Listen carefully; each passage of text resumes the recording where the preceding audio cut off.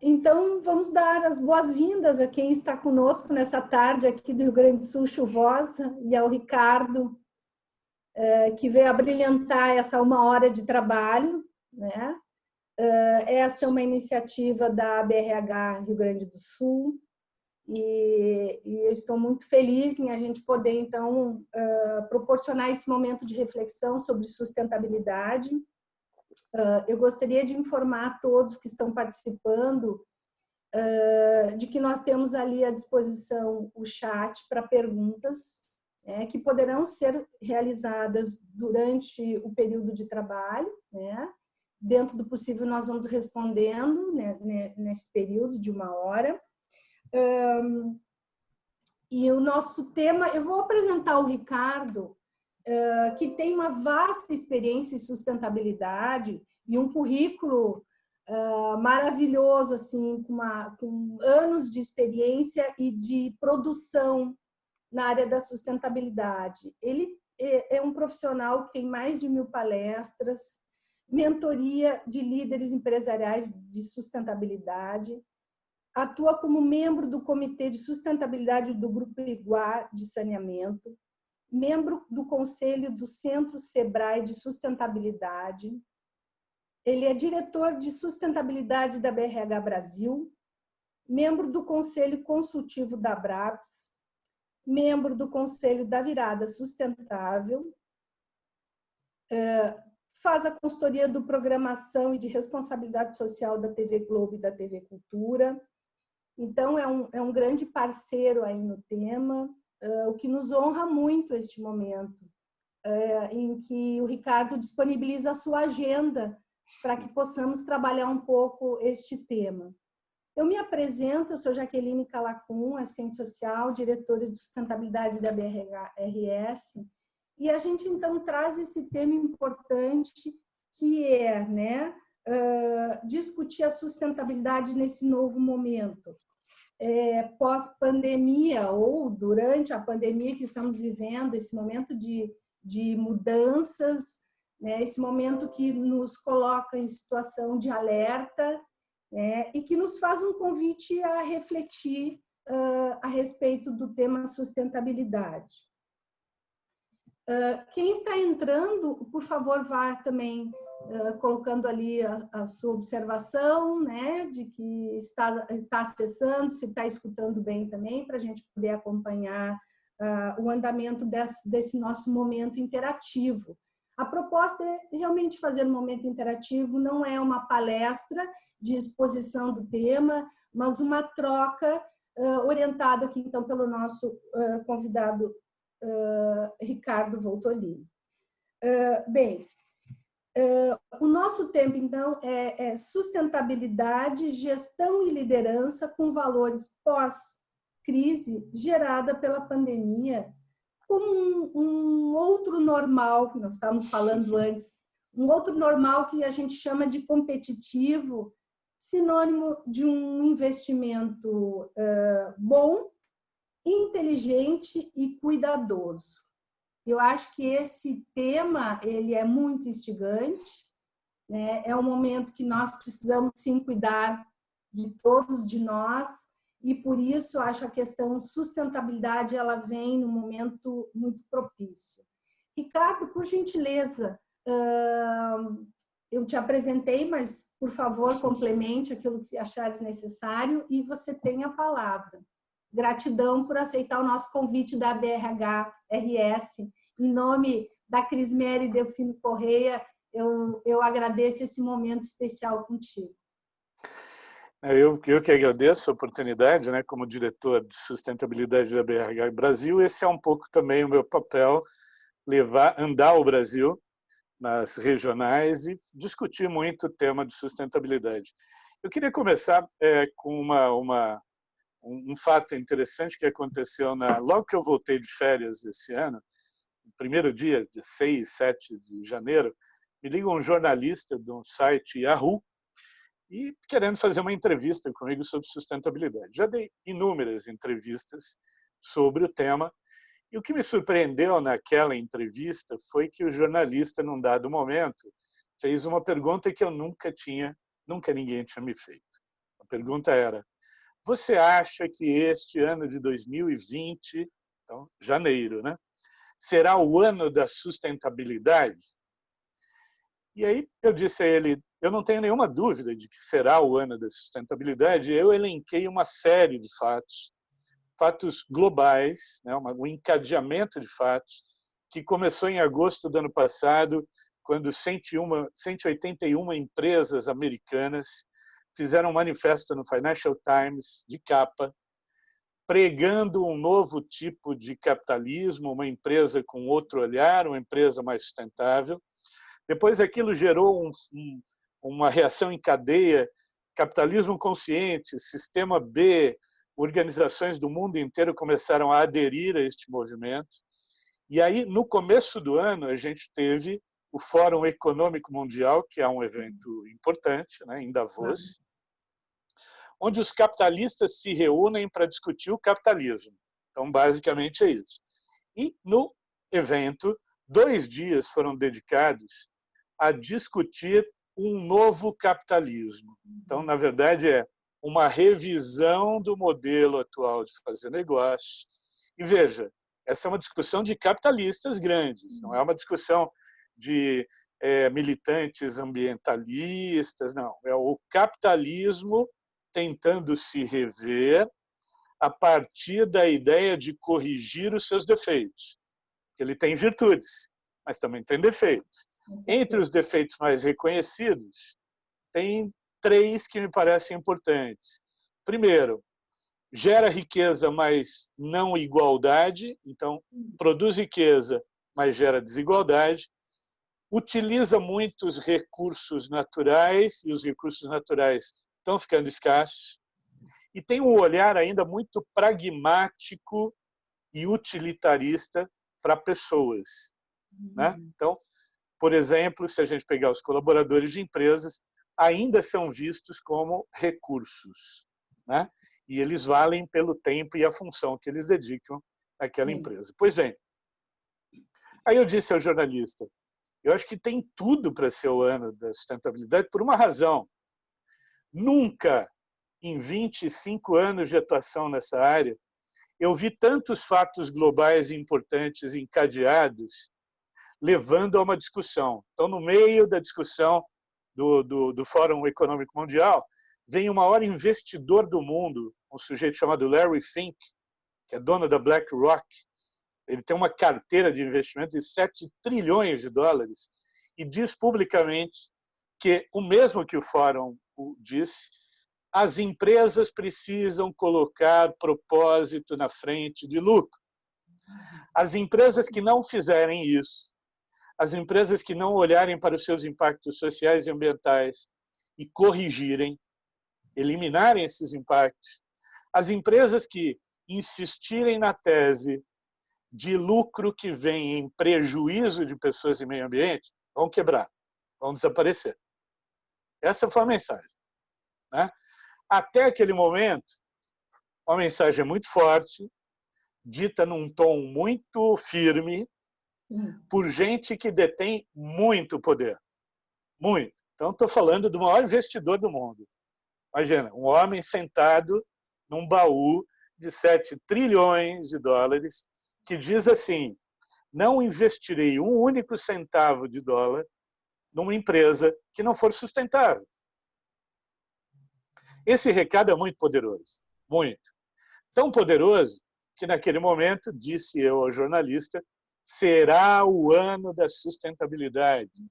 Será o ano de discutir, de forma muito clara, um outro jeito de pensar e fazer negócios mais ético, mais transparente, mais responsável, mais respeitoso do ser humano e mais cuidador do meio ambiente.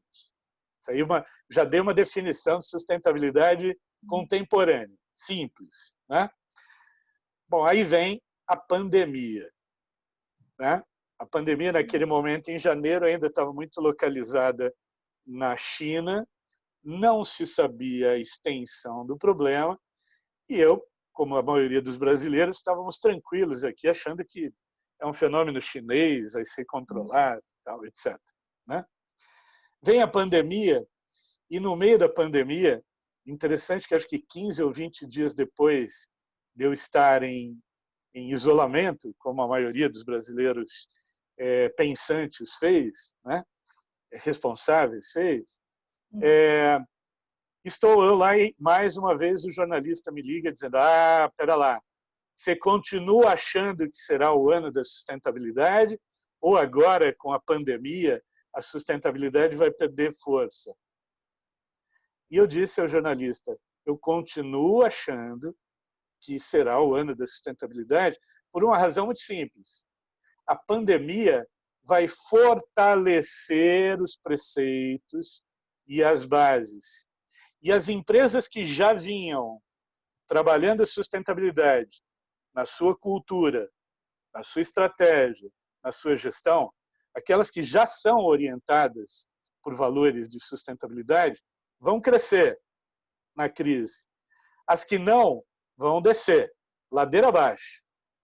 E aí vocês vão lembrar, quem está nos ouvindo e vendo aqui, vai lembrar, porque não faz muito tempo, de um fato curioso logo no começo do confinamento, quando a gente teve publicamente o embate de duas visões de liderança, duas visões empresariais de liderança, e que a gente poderia também dizer que são duas visões de mundo, né?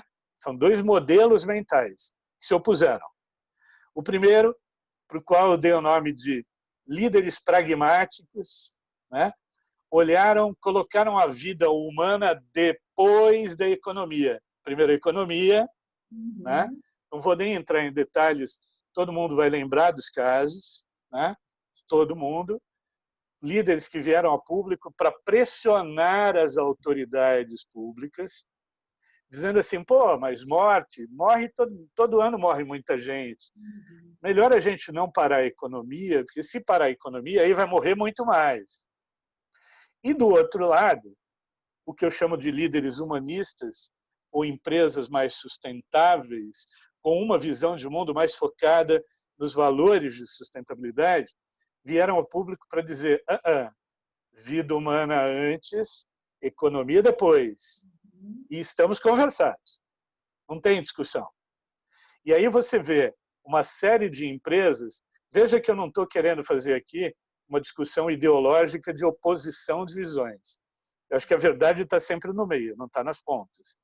Mas eu estou mostrando didaticamente o embate de duas visões, que ainda se confrontam, né? O que aconteceu com estas empresas orientadas por líderes mais humanistas que colocaram a vida humana na frente da economia? Estão subindo. Seus líderes ficaram muito respeitados. Também não vou mencionar nomes aqui, nem para o bem nem para o mal, nem para promover, nem para criticar liderança. Mas há várias empresas com líderes na faixa dos 46, 45, uma turma, portanto, jovem, está assumindo o poder agora no lugar dos de 60 e poucos, que já vem com um software, um modelo mental, que é exatamente o modelo mental discutido no Fórum Econômico Mundial. Esses líderes farão a transição de um modelo de negócio a qualquer custo para um modelo de propósito na frente de lucro. A ideia não é... veja, é um Fórum Econômico Mundial. Ninguém está pregando ali que as empresas sejam associações sem fins lucrativos. Não. Ganhar dinheiro é ótimo e faz bem para a sustentabilidade da empresa. Mas este dinheiro, este lucro, ele precisa ser legitimado por todas as partes interessadas de uma empresa. Então, é um lucro que vem gerando valor para todos os públicos, colaboradores, clientes, comunidades, fornecedores, investidores. Este é o novo olhar. Esta é a virada de chave. Esta virada de chave, no meio da pandemia, ficou mais claro. Por quê? Porque as crises elas têm um poder ótimo, que é nos fazer refletir que todos ficamos, todos, pobres e ricos, Porto Alegre, São Paulo, Salvador, Belém, todos tivemos que parar diante da presença de um inimigo silencioso, invisível e letal, contra o qual não temos armas ainda poderosas para lutar, não tem vacina, não tem remédio específico, que nos tornou todos muito vulneráveis. E essa vulnerabilidade nos colocou para pensar que, de fato, daqui por diante, o que interessa? Veja, pensa, muita gente teve esse raciocínio. O que me interessa o emprego se eu posso perder a minha vida? Teve um líder da plataforma Liderança com Valores, que é o projeto que a gente mantém, um líder que eu gosto muito, ele disse assim para mim: Ricardo, cliente bom é cliente vivo, não cliente morto, entendeu? Colaborador bom é vivo, não morto. Então tem que olhar para as pessoas, ele falava assim, até se eu for o cara mais pragmático e utilitarista do mundo, eu tenho que olhar para a vida humana com valor.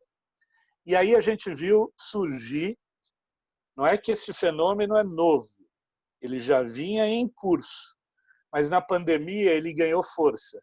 A gente viu surgir uma liderança mais cuidadora, mais atenta, mais preocupada com o ser humano. A gente viu surgir tendências interessantes, como, por exemplo, a ascensão do conceito de interdependência. A gente percebeu que tudo e todos estamos interligados e o impacto que eu gero pode ser bom ou ruim para quem está do meu lado, para quem está na minha cidade, quem está no meu estado e quem está no mundo, né? O meu impacto é o impacto de alguém do outro lado do mundo. A gente viu surgir uma liderança mais solidária, a gente teve uma reumanização das relações, a gente teve um fortalecimento da empatia, porque a gente teve que se aproximar. O líder, interessante, né? Até um paradoxo, até contraditório dizer, mas os líderes tiveram que se aproximar estando à distância. Eles tiveram que rever a sua maneira de liderar, não mais tendo os liderados sob seu olho, né, sob a sua atenção, mas como eu faço isso à distância, me preocupando com o bem-estar e a qualidade de vida de cada um desses colaboradores. Então, eu acho que a sustentabilidade veio para ficar, não é um conceito de moda, tá? E é sempre importante dizer que há 25 anos que me dizem que sustentabilidade é moda e que na próxima primavera vai passar. Não é. Isso daí é um novo estágio civilizatório. Não é uma discussão só de empresa. É uma discussão sobre como queremos viver bem neste planeta.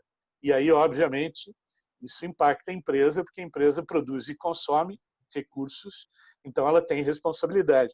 Mas veja, sustentabilidade, neste outro normal, ela será pré-requisito para atuar em qualquer mercado.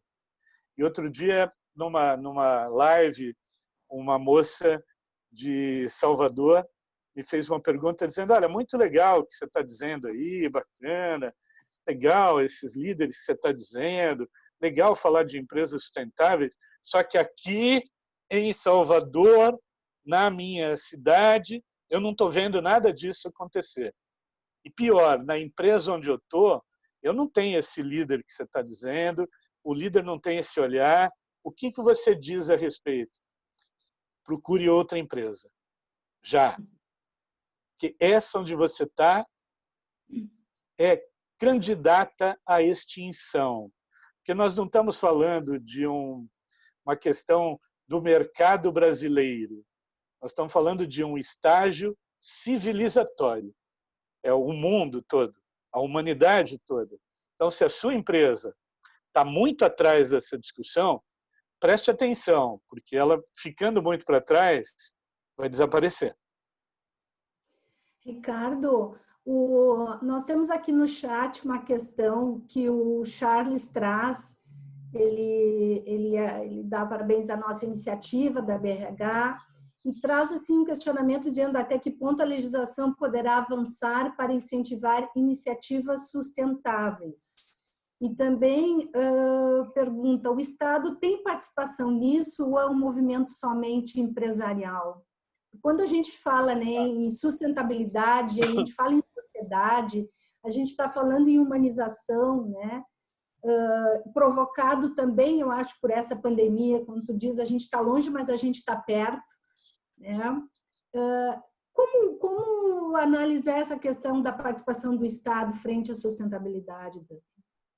Olha, Charles, essa sua pergunta é muito boa, uma pergunta que sempre me fazem.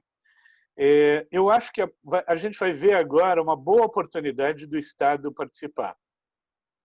Qual é a oportunidade? O que está acontecendo com a pandemia no mundo? Ela está fazendo com que haja um decrescimento da atividade econômica e a gente vai viver picos de recessão. Isso já está no nosso horizonte. E não só aqui, no mundo todo. Alguns países sairão mais rapidamente do que nós, estão mais estruturados, a economia já vinha melhor, a nossa economia já vinha um pouco andando a torto e à direita, né? Meio capengando. Se você olhar para o que a Europa está fazendo, já dá uma medida do que o Estado brasileiro pode fazer, né? Agora, se vai fazer é uma outra coisa. O que hoje está se discutindo? Angela Merkel, né? Itália, basicamente a Itália, França, Espanha, Dinamarca e Alemanha. Estão discutindo um negócio muito legal. Quando as empresas saírem dessa crise, elas vão estar bem judiadas, bem depauperadas. Precisarão de empréstimo bancário e precisarão de incentivos fiscais dos governos. Olha só, então vamos pegar só um incentivo fiscal, papel do governo. Está mais do que na hora, Charles, da gente ter no Brasil impostos verdes. Isso já é uma prática comum na Europa e no Brasil é uma experiência aqui, outra ali, em cidades. Tem Guarulhos aqui, tem Salvador, tem Curitiba lá, mas meia dúzia de cidades fazendo. O que uma cidade pode fazer? O que é um imposto verde? As empresas vão sair, vão precisar de isenção fiscal. Na hora de eu conceder a isenção fiscal, eu posso cobrar da empresa que ela invista mais em energia renovável, que ela invista mais em economia circular, que ela elimine todos os seus impactos. Quem fez isso foi o Barack Obama, em 2009, no auge da crise econômica. Vocês vão lembrar bem, a época, assim, o Barack Obama chamou as empresas montadoras que estavam pedindo dinheiro para o governo americano e disse assim, ok, eu coloco o dinheiro, mas vocês vão ter que produzir motores menos impactantes para a atmosfera. E eles fizeram isso. Aqui no Brasil, eu lembro bem, o presidente à época nem cobrou isso. Nem passou pela cabeça dele que isso poderia ser feito. Por quê? Porque aí tem outra questão, Charles, que é sustentabilidade como ideia, como conceito, nunca fez parte de nenhum projeto de nação no Brasil.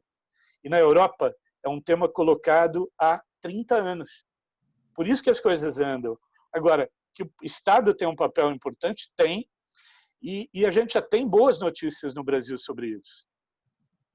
Já tem governos trabalhando nessa perspectiva de serem mais atuantes num incentivo a uma mudança de parâmetros de uma economia ainda suja para uma economia mais limpa. Então, claro que tem um governo pode estimular, por exemplo, com redução de impostos, uma empresa a produzir com menos impacto para a atmosfera. O nosso grande problema, é bom já deixar aqui para para as pessoas que estão nos acompanhando, o nosso problema não é só a pandemia. A pandemia, este coronavírus, é um estágio da humanidade para outros dilemas que vamos viver daqui por diante por causa das mudanças climáticas. A gente ainda não está dando tanta importância para isso. Mas a hora que a gente começar a viver intensamente os efeitos climáticos e perceber que eles vão prejudicar a nossa vida, a gente vai ter que fazer algo, né? Enfim, como a humanidade parece aprender mais pela dor do que pelo amor, eu acho que a gente vai precisar desses dilemas para poder superar. Mas o Estado, para mim, tem um papel, pode ter um papel importante. Depende de quem? Do Estado, de quem governa, né?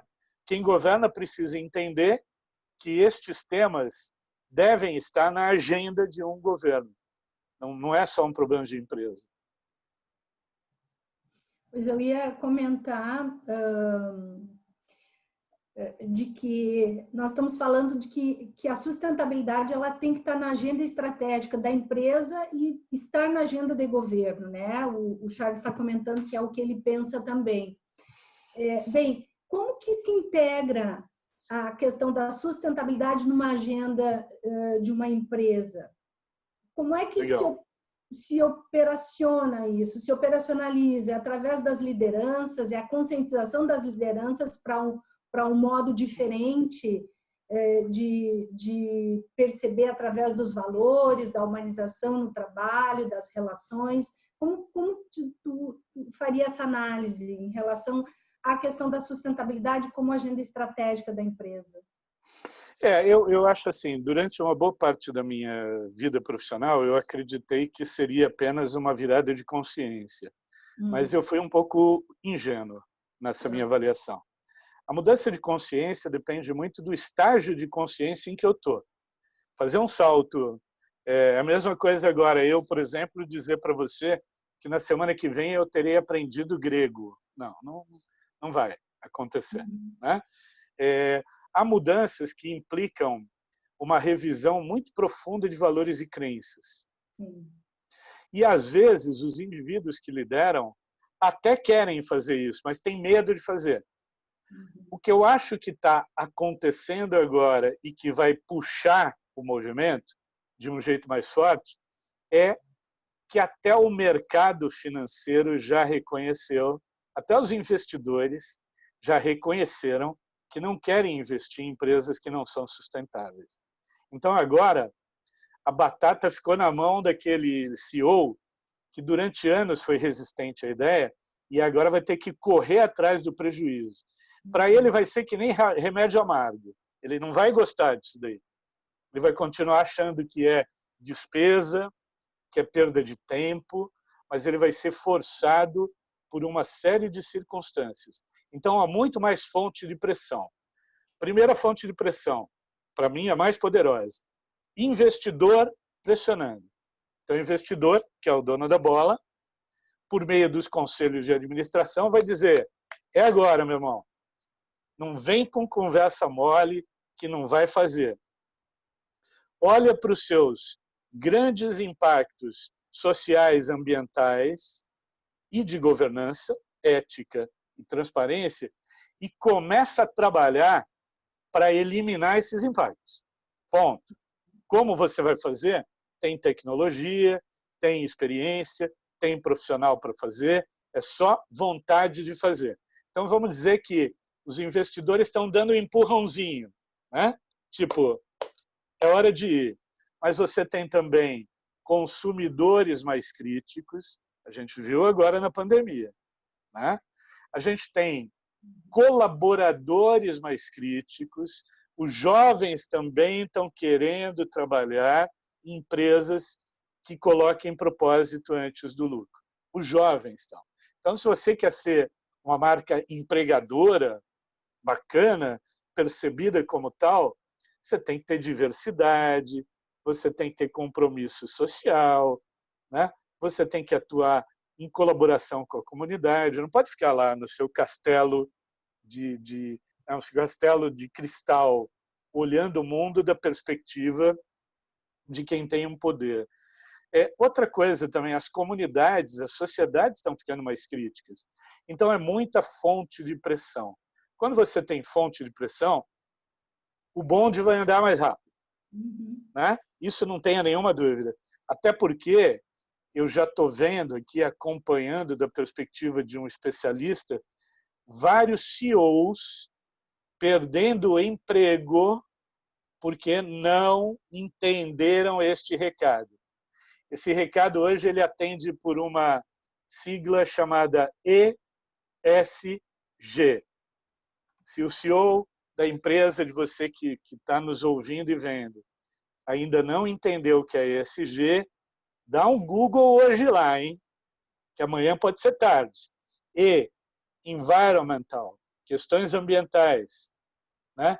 S, questões sociais. G, governança. Essas questões todas aqui, essas 3 trilhas, formam hoje o conceito mais contemporâneo de sustentabilidade empresarial. E o que o mercado está dizendo é o seguinte: não precisa tirar nota 10 em ESG, mas a gente não vai aceitar você ficar tirando nota 5 todo ano. Começa a fazer, começa a melhorar. E você sabe por quê? A lógica é muito interessante. A lógica do mercado financeiro é uma lógica muito interessante. O dinheiro, ele não gosta de um negócio chamado risco. Onde tem risco, dinheiro se afasta. O que significa dizer que, na visão mais contemporânea, as empresas que não tiverem ESG são empresas com maior risco. Então, acho que aí já deu para entender, né? Acho que temos que... Empresas têm que olhar para isso, para o bem e para o mal. Mas se a empresa onde você está seguir insistindo nisso, enfim, a história da humanidade está repleta de situações, crises, né? Crises econômicas, crises sanitárias, já tivemos em outros momentos. Ao final das crises, algumas empresas sobrevivem, outras morrem. Eu acho que aquelas que não inserirem valores de sustentabilidade tenderão assim a enfraquecer, a perder força e, num futuro não muito longínquo, a perder a própria vida, a deixar de existir. Porque serão empresas vistas como desnecessárias. A empresa tem que ganhar dinheiro sendo parte da solução. É isso que a sociedade espera. Traga uma boa solução e a sociedade premiará esta boa solução. É esse o novo tom da discussão. É interessante essa perspectiva. Acho que esse que é o outro momento, pensando em sustentabilidade, porque eu acho que a posição da empresa, inclusive na comunidade, ela detinha o poder, né, o capital, o emprego, e agora as relações estão mudando, né? Requer um novo posicionamento comprometido, inclusive na cadeia de valor, né? Na questão da solução dos problemas da comunidade, da sociedade, do trabalhador, né, como um todo. Eu acho que é uma mudança de postura, uma mudança de cultura. E aí sim entra a questão das crenças e dos valores que a gente estava falando, né? Um repensar no seu posicionamento enquanto um agente também de transformação, né? Nós temos aqui também a participação o Dr. Carlos Calacum traz, valeu, Ricardo. Vejam que as indústrias fizeram com água no Rio de Janeiro também, né? Muito bem. E traz a questão da geração Y, né? Que está de olho na sustentabilidade. Exatamente, são os novos, os jovens, né? A geração Y que já vem com uma cultura diferente, um pensar e uma consciência diferente, né? Que traz novas crenças em relação à questão da sustentabilidade. Não como uma empresa que ela tem que arrumar aquilo que ela deixou no meio ambiente, mas que ela já vai empregar processos comprometidos com esse espaço social, né? Com a natureza ou com as pessoas, sem deixar resquícios, né? Então, hoje nós estamos tendo que apagar, né? Falando de sustentabilidade, muito na questão de reutilizar, reciclar, reaproveitar aquilo que já deixou, né? Sem pensar no legado e no futuro. Eu acho que essa mudança de consciência que nos parece importante neste momento e que faz com que a pandemia nos faça repensar, né? Quando tu traz a questão do risco, né? Da sustentabilidade enquanto empresa, enquanto capital, empregos, não é? Eu sempre digo assim, a gente, para entender o que vem pela frente, precisa entender uma questão muito básica, que é a seguinte: os indivíduos deste tempo, quando eu falo deste tempo, é a turma que está chegando agora, né? Assim, está entrando no mercado, ainda tem 25 anos de vida produtiva pela frente. Essa turma pertence a gerações que já vêm com um modelo mental diferente. Então, eu preciso aprender a enxergar isso, porque esse é um valor atribuído por essas pessoas. Então, assim, a gente está sendo julgado, às vezes, ou na maioria das vezes, por aquilo que a gente está fazendo agora, mas, na maior parte dos casos de líderes antigos, com valores do século passado, que não cabem mais neste tempo. Então, assim, se a gente entender que as pessoas querem estabelecer relações, pode ser como comprador, trabalhador, investidor, com empresas que pensam e agem como um indivíduo decente. Acho que se a gente usar a metáfora, né, da empresa como um indivíduo, o que as pessoas querem é se relacionar com indivíduos decentes, que tenham valores legais, que não mentem, que são transparentes, que não agridem o meio ambiente, porque o meio ambiente é importante para a nossa vida, né?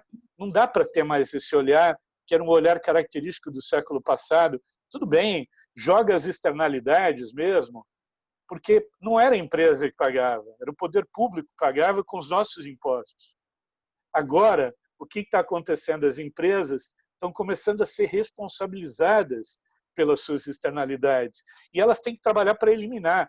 Mas você disse bem, eliminar não é suficiente mais. A gente está falando agora em regenerar. A Natura tem um plano chamado Visão 2050, que é de regeneração. Ela deixar o ambiente onde ela entrou e a sociedade melhor do que estava antes dela entrar. Esse tem que ser o compromisso, esse tem que ser o olhar. E esse é o compromisso e olhar das empresas vencedoras no século XXI. Se as empresas não entenderem isso agora, algumas vão ficar pelo caminho. Aí você diz, pô, mas nós estamos falando do século XXI, mas por que só agora? Porque a gente ainda está, a gente não terminou a segunda década desse século. Então ainda tem 8 décadas desse século, né? Então a gente está num momento de transição. E fatos como esse que a gente está vivendo com a crise do coronavírus aceleram as tendências, né? Então, tem gente que diz assim, mas logo que terminar a crise, vai voltar tudo como era antes. Não sei, aqui em São Paulo, eu faço parte do conselho de empresas que já estão, neste momento, com todo mundo em confinamento, redesenhando os ambientes de trabalho. Então, não vai voltar a ser como era, né? É claro que não. Não vai voltar. Sabe por que não vai voltar? Porque as pessoas descobrem que isso que a gente está vivendo, pensa, o teletrabalho, o home office. A gente discute isso, Jaqueline, tenho certeza que você já ouviu essa conversa nos últimos 15 anos. Né? Mas tem tecnologia para fazer isso e a tecnologia só vem melhorando. Mas as empresas resistem. Empurra para depois, fica para depois. O que tem de legal no home office? Para o colaborador, é uma perspectiva muito interessante dele equilibrar mais tempo de trabalho com vida pessoal. Tá, agora nós estamos todos pressionados e não podemos sair de casa. Mas imagina uma situação que eu vou fazer home office, mas eu posso sair, levar minha filha na escola, eu posso levar o meu cachorro na praça, eu posso sair e correr de manhã. Imagina uma situação, aqui em São Paulo é muito comum, cada cidadão aqui, pobre ou rico, perde tempo em transporte. seja o transporte público, seja o transporte privado. Perde 1h30, 1 hora. Imagina você ter 2h30 por dia para você estudar, fazer aquilo que você quiser. Não é este momento aqui, que agora a gente está pressionado, que a gente não pode sair, né? Mas numa situação normal, o home office vai ser bom para o indivíduo. O indivíduo feliz produz mais. A gente já sabe disso, Jaqueline, há anos que todos os estudos mostram isso. Então, tem um outro lado dessa história, que é o que está acontecendo com as cidades, Porto Alegre, com São Paulo, com Rio, menos carros nas ruas, significa que a gente reduziu emissões de gases de efeito estufa. A gente, de alguma forma, tortamente, está contribuindo para preservar o planeta, porque não dá para continuar aquele ritmo alucinante de emissões e aumentando todos os anos as emissões. Esse assunto é muito sério, não dá para a gente brincar com isso. E acho que a gente aprendeu com o coronavírus o seguinte: não dá para brincar com nada, né? Então, tudo que representar uma ameaça para nós, e a ameaça que cientistas já estão falando há anos, é melhor parar, olhar e começar a ter planos de adaptação e planos de mitigação. Senão sofreremos muito. Exato. Né? Nesse sentido, nós temos uma questão que a Ana Emília traz, Ana Emília Ruz diz aqui. Boa tarde. Atuo em uma empresa que trabalha com um programa institucional de gestão educadora de resíduos, tem como princípio refletir sobre o consumo e minimizar impactos socioambientais. Mas, neste momento, estão sendo estabelecidos diversos protocolos de segurança para o retorno das atividades profissionais, de maneira presencial, que estimularam o retorno do uso de materiais descartáveis que haviam deixado de usar há 10 anos. Como você avalia esta situação? É uma situação, eu trabalho com algumas empresas que têm um princípio da reutilização, da reciclagem. Uma delas é uma empresa grande, que é a maior recicladora de alumínio, a Novelis, que recicla o alumínio para as latinhas de cerveja, refrigerante que tem no Brasil. E outro dia, uma das executivas participou do um encontro que fizemos da plataforma, e ela colocou exatamente isso. Nesse momento, até por conta da restrição de regulamentos sanitários, tem toda uma legião de catadores, recicladores pelo Brasil, que está sofrendo muito, muito. Assim, perdeu o espaço de trabalho, porque tem questões ligadas à higiene, né? Agora é um momento, eu sempre penso no seguinte: tudo que a gente fizer agora, no calor das restrições, não é o que vai dar a medida para depois. Então, este trabalho, como é o nome da pessoa? Desculpa, eu esqueci. Ana Emília. Ana Emília, o teu trabalho, Ana Emília, é um trabalho muito importante, e a importância dele, a relevância dele, não vai perder força. Pelo contrário, vai ganhar força no pós-pandemia. Mas neste momento aqui, é um momento mais restritivo, a gente vai sentir o impacto de novas determinações, protocolos, que são protocolos ligados à higiene, basicamente, ou protocolos sanitários, que talvez criem algum empecilho para o trabalho com reciclagem de resíduos. Agora, não percamos o horizonte. O horizonte é de valorização desses temas, né? Então, o horizonte hoje é um horizonte promissor para quem trabalhar com energias renováveis, com economia circular, logística reversa, né?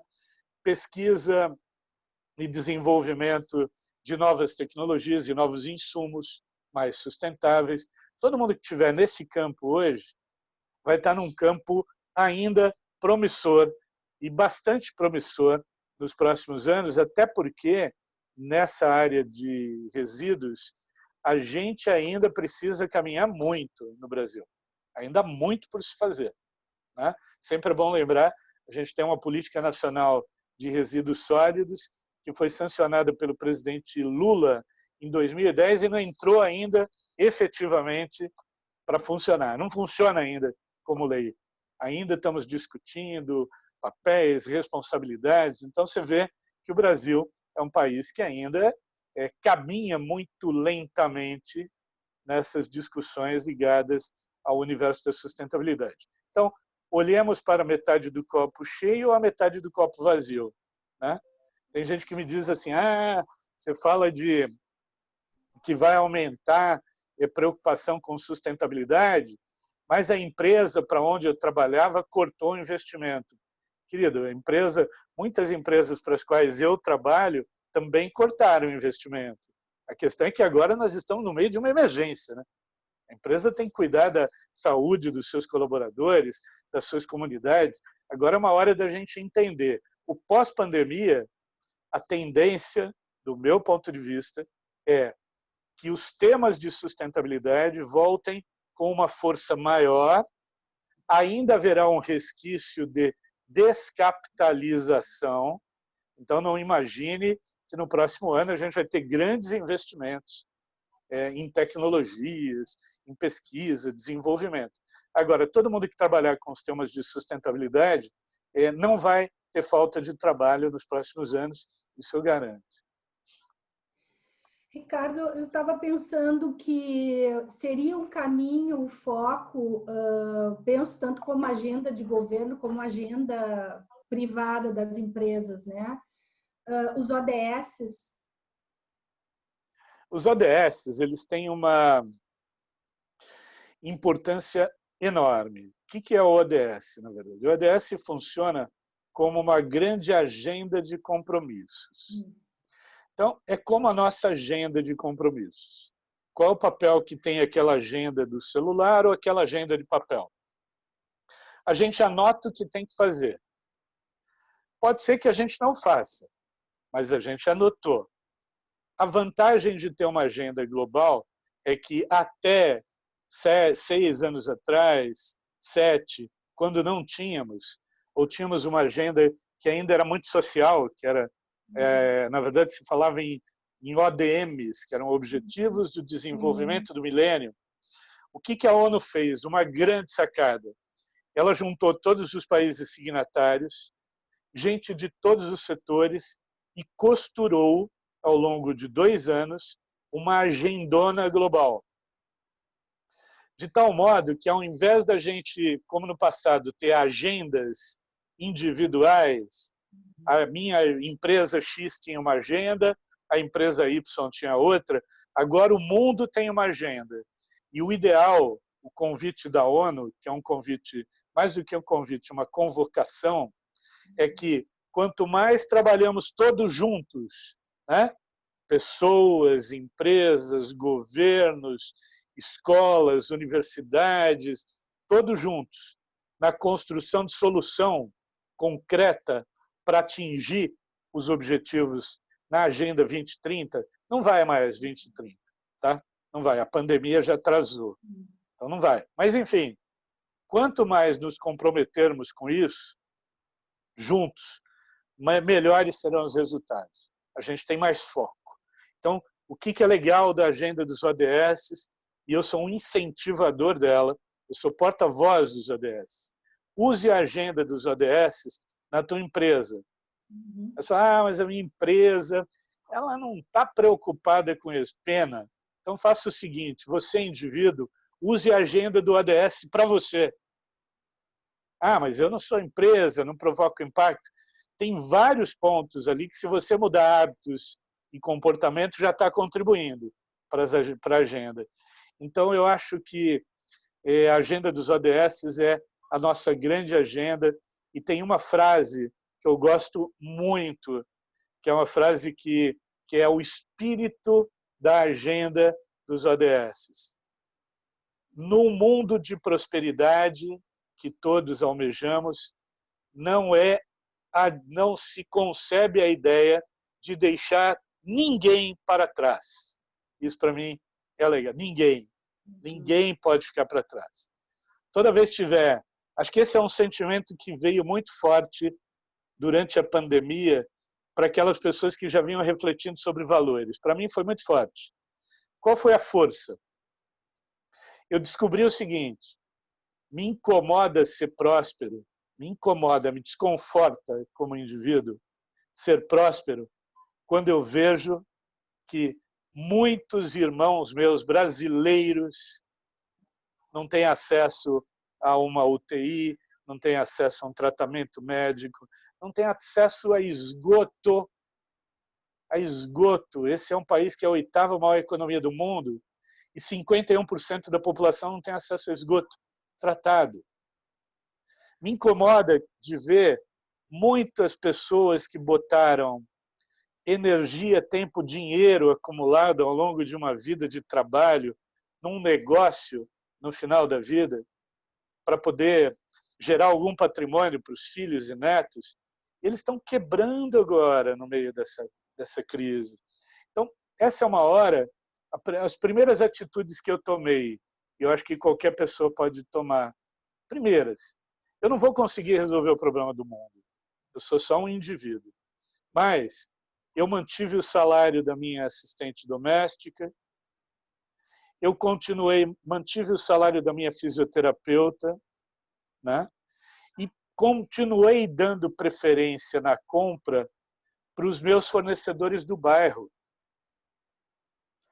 Eles também se viraram, não estavam habituados a entregar, a receber o pedido por internet, também se reorientaram, se reinventaram e estão tentando sobreviver nessa crise. Eu acho que se a gente começar olhando para a prosperidade daqueles que estão mais próximos da gente, com um olhar solidário, empático, né? O que eu estou dizendo? Estou dizendo assim, a dor do outro me incomoda. Se a dor do outro me incomoda, eu deixei de pensar o meu mundo apenas a partir da minha perspectiva egocêntrica.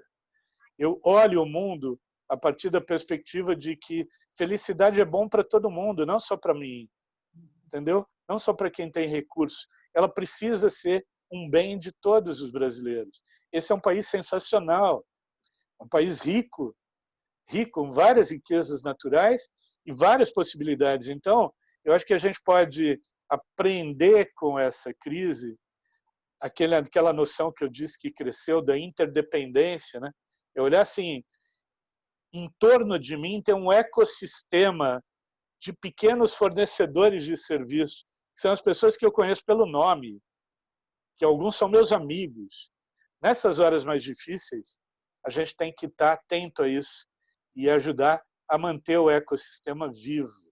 Esse é um papel que cada um de nós pode fazer. Tá? Do local para o global, né? Do local para o global, é. Minha responsabilidade. Eu antes de pensar no global, também me incomoda ver italianos que morreram por conta do Covid. Também minha família é de lá. Também me incomoda, mas me incomoda, na verdade, ver pessoas morrendo por conta de uma doença que veio, na verdade, já na esteira das mudanças climáticas. Essas alterações genéticas em vírus, elas são uma consequência de mudanças climáticas. Já. Então, assim, acho que é hora da gente ficar um pouquinho mais atento para o outro, né? E entender sustentabilidade como um conceito aplicável à nossa própria vida, não só a vida da empresa. Como que a gente quer ser mais sustentável? O recado que eu daria é o mesmo que eu dou para uma empresa. Comece avaliando quais são os impactos negativos que você exerce sobre pessoas e meio ambiente e procure rever as suas práticas, né? E procure fortalecer os seus impactos positivos, né? Que também existem. Então, acho que esse é o melhor caminho. Cada um de nós pode fazer uma reflexão neste momento para ser mais sustentável do que já foi um dia. Né? Perfeito. Nós estamos agora às 16h57, 3 minutos para a gente encerrar esse bate-papo, essa webinar. Não sei se tu gostarias de trazer mais algum aspecto, é que é tão amplo esse tema, né, que fazer um pequeno recorte em tão pouco tempo é um grande desafio para alguém que tem um conhecimento tão grande. Eu acho que eu talvez não tenha falado o suficiente sobre o perfil dessa nova liderança. Então, A transição que será feita para um outro modelo, que é esse modelo que está chegando com força. Propósito antes de lucro, né? Geração de valor compartilhado para todas as partes, lucro genuíno, legitimado pelas partes. Essas novas noções que estão ganhando força, elas só vão acontecer se as empresas forem lideradas por líderes que coloquem valores humanos nas tomadas de decisão. Então, este novo ou normal ou outro normal vai precisar de outra empresa e de outro líder. Esse outro líder certamente será alguém mais ético, mais empático, mais solidário, mais respeitoso à diversidade, mais vulnerável no sentido de se entender como ser humano, né? Alguém que reconhece que não tem todas as respostas, mas constrói as respostas colaborativamente. É o fim do comando e controle, as relações serão mais horizontais, né? Comando e controle é o encerramento de um ciclo marcado por líderes que nunca foram líderes, no máximo chegaram a chefes, né? Esta nova etapa vai exigir uma liderança muito mais atenta e uma liderança menos egocêntrica e mais ecocêntrica.